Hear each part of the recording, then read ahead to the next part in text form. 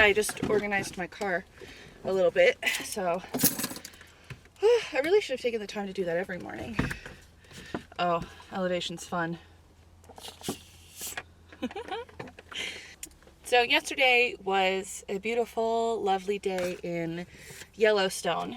I think I probably fell in love with Yellowstone a little more than I was expecting. I think I'm just so jaded sometimes. You know, some of these parks are so beautiful, and then sometimes they're so accessible or so popular that so many people come and act like fools and ruin the experience. I feel like I talk about this a bunch. Like, if you know, I hope it's just not like a hollow complaint. Like, if you guys experience this too, like, I feel like the way people treat you out and about in nature can really make or break your experience. It can really sour the mood when people are petting wildlife, or they're cutting you off, or they're, you know, not sharing trails and littering. Like, it just ruins the whole thing for me. Overall, in Yellowstone, I had a wonderful experience with the fellow people I was sharing the nature with. I think my expectation for Yellowstone was I was going to check out the 3 things and then, like, never have to come back again until I have kids that need to be cultured, and here's the Yellowstone. But actually going through the park, I can understand the treasure that Yellowstone is. The reason that I'm kind of doing my Yellowstone wrap up in this video is because last night, my initial plan was to go way on the whole other side of the park for sunset and then drive all the way to the west side and then into Rexburg. But that where I wanted to go was closed, so I wound up trailing back and getting more sunlight on my trek back because I did not realize how far that would have been. So about the last hour and a half was like complete darkness, no more sun, no more light. I am going down the highway and it's a totally pitch black. It's a super dark Idaho mountain highway, and I'm putting on and off my brights for when people are coming. So I have my brights on, and then I see 2 lights on the other side of the road coming towards me, and I say, okay, take my brights off. Those lights aren't moving, and I'm like, what's going on? So I'm starting to slow down a little bit, and the road is starting to curve. So those 2 cars were stopped on the side of the road with their brights on, with their lights on, and I'm starting to do the curve, and I roll over a dead deer. Thankfully, I was doing about 50-55, but it really shocked me, and I think it was not the best safety protocol to blind people that are going to roll over this deer, and it must have just happened. So maybe that was the issue. That was pretty frightening. God. So I start driving, and I hear this scraping and this, you know, issue. So the first thing, I'm like, crap, I've like busted a tire out in the middle of nowhere. So I pull over to this dark highway, which is fairly busy, to peaky, and I see that my tires are okay, and then just something is like hanging. So I check. Thank God. If this was going to happen, how it happened is perfect, because I don't have any other big travels or things to do. I was an hour outside of where my hotel was, and I had signal. So I was able, if I was not able to go anywhere, I could have contacted someone.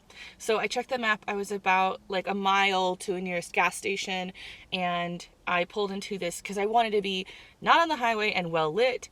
I'm at this gas station. A kind fellow helped me jack up my car and yank off the piece. There's like blood and fur everywhere. It's pretty gross. So I have the piece in my trunk. I believe it's just the undercarriage protector. So it's totally, again, if this was going to happen, you know, the deer being dead and not alive and at full speed, me not being at full speed, my tires are okay, I'm okay. I was able to get it fixed so I could drive the hour to my hotel. My initial plan for this day was to check out road conditions and some spots in the Sawtooths. But with this car issue, I think I just want to head straight to Boise, straight to my family, hoping to get that fixed, and then pretty much to drive home tomorrow. But I don't know what I could have done to avoid this. I really don't. I really feel like I was blinded by those people.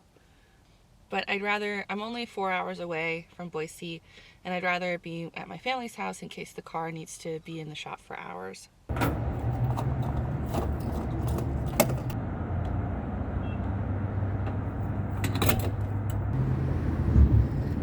Ew. Poor baby.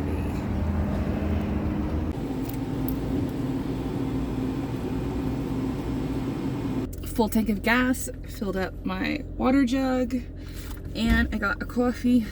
Even though it's probably one of the most coldest mornings of my whole trip, I got an iced coffee this time. I just get too impatient to like wait for the hot coffee to cool down. I got a mocha. I only recently discovered that mochas are tasty. This tastes very indulgent, like a treat.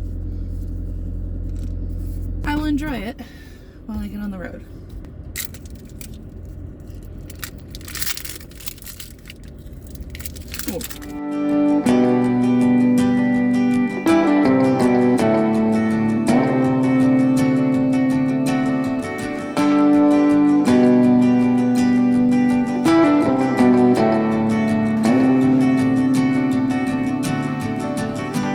These bags are carry-on and filled with many things, like songs you taught me on rusty guitar strings.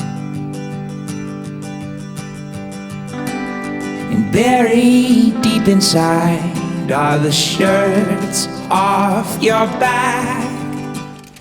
So now I'm on the 7-8 hour drive home. I've done this route so many times and there's really just nothing fun or exciting to do, which is totally fine. I'm so ready to be home.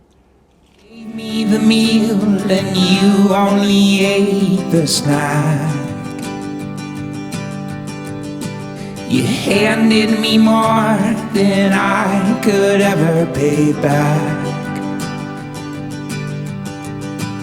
So hold on tight, it's up around the bend. Before we arrive, let's pretend. Hey vlog, I am home. And it has actually been several weeks, months since this trip. I have Christmas sheets out.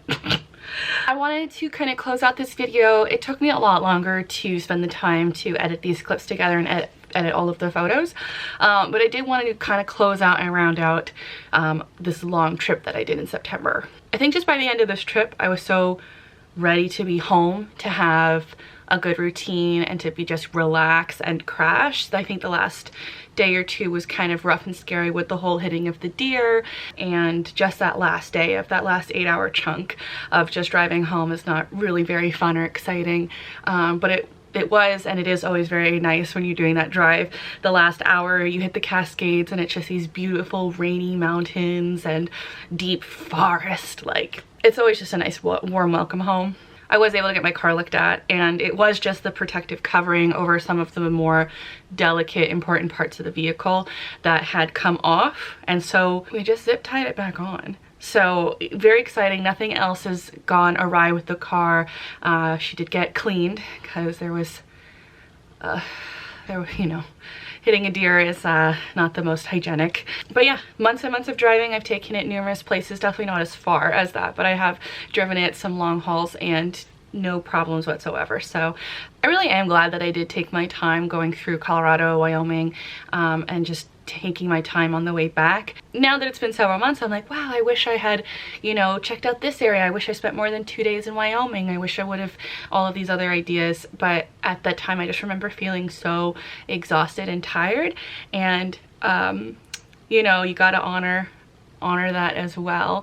But I'm tickled pink by this trip, and I really hope that there are some interesting sights and information and entertainment in this series. And I'm excited to go back again. I can definitely see myself going to Colorado, Wyoming in the near future and doing more camping and exploring, maybe a different time of year, maybe more deeper into fall. Because I will say I was expecting a little bit more of orange colors. Pretty much all of Colorado is aspens, and those don't turn really orangey over there, so that will just be pretty yellow.